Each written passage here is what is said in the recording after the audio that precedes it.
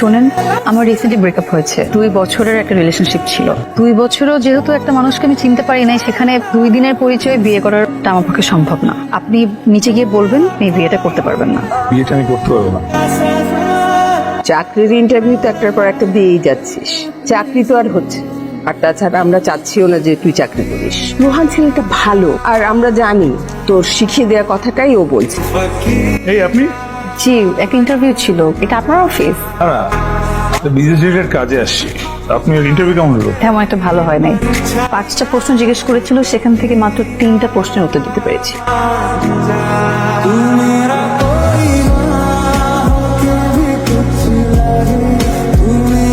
মা একটু এদিকে এসো তো।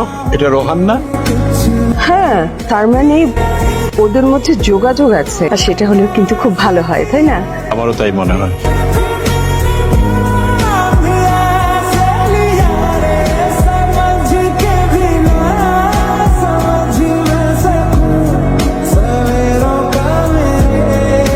ইন্টারভিউ কেমন হলো? আচ্ছা, এটা খুব ভালো হয়েছে। হ্যালো, হ্যাঁ হ্যাঁ, জি আমি আসছি। আমার একটু অফিস থেকে যাওয়া লাগবে। আপনি যেতে পারবেন না? হ্যাঁ, পারবো। ঠিক আছে, আমি যাই। আমার আজকে ইন্টারভিউটা খুব ভালো হয়েছে। আমি মনে হয় চাকরিটা পেয়েই যাব। আলহামদুলিল্লাহ। এবার চাকরিটা হয়ে গেলে বিয়েটা কিন্তু তোকে করতেই হবে।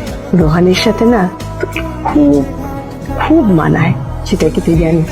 মা, এখন আবার রোহান আসছে কোত্থেকে? মা, তুমি যাও প্লিজ, যাও প্লিজ। কি হয়েছে আপনার? গতকালকে ফোন পেয়ে ওভাবে চলে গেলেন, কোনো সমস্যা? অনেক বড় সমস্যা হয়ে গেছে। আমার যে বিজনেস পার্টনার ছিল না আশিক, আমার সব ইনভেস্টমেন্ট নিয়ে ভেঙে গেছে। পুলিশকে ইনফর্ম করেছেন? হ্যাঁ, আমার গ্রামের জমি বিক্রি করার টাকা, আমার জমানো টাকা, ব্যাংক লোন সব কিছু ছিল ইনভেস্টমেন্ট। ভেঙে পড়বেন না, এরকম দুশ্চিন্তা করবেন না। চলুন। কই থাকিস বলতো? ফোন দিলে ফোন ধরিস না। রোহানের সাথে দেখা করতে গিয়েছিলাম, ওনার একটু ঝামেলা হয়েছে। ওনার বন্ধু আছে না, ওই যে বিজনেস পার্টনারও, উনি না ব্যবসার সব টাকা পয়সা নিয়ে পালিয়ে গেছে। তার মানে তো শেষ। পুলিশ কেস হয়েছে, দেখা যাক কি হয়। রোহানের সাথে তোর কোনো কথা হয়? হ্যাঁ, হয়। আমি চাই না ওর সাথে আর কোনো কথা হোক। এই ছেলে নিজের কোনো ভবিষ্যৎ নেই, তার ভবিষ্যতের সাথে আমি আমার মেয়ের ভবিষ্যৎ জড়াতে দেব না। একটা কথা ছিল রোহান, কিয়ার বিয়ে ঠিক হয়েছে।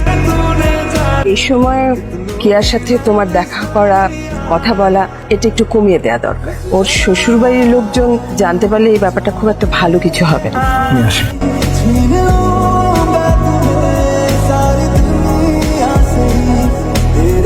আন্টি, তুমি এত রাতে? আন্টি তো সুখবর দিতে আসছি। পুলিশ আশিককে ধরে ফেলছে। আমার ব্যবসার 80% টাকা আমি ফেরত পেয়ে গেছি। জি, কে বাসায় আছে? কিয়া তো বাসায় নেই বাবা, ঠিক আছে। ওর শ্বশুর বাড়িতে গেছে। আজ সন্ধ্যায় ওর বিয়ে হয়ে গেছে ওর মামাতো ভাইয়ের সাথে।